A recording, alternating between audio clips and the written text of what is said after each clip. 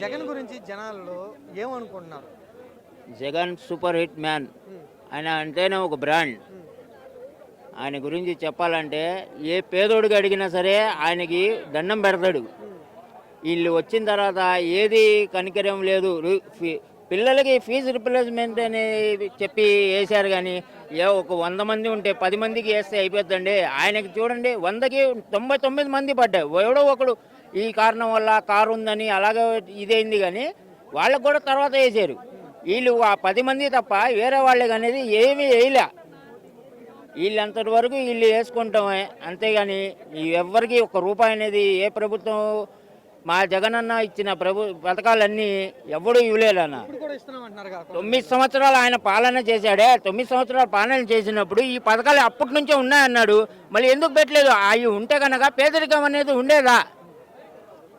పేదరికం అనేది చెప్పండి, మీరే చెప్పండి. ఇంకా అడుక్కోవడం, గుళ్ళు దగ్గర చుప్పలు పట్టుకుని అడుక్కోకుండా ఉంటే చాలు. మేము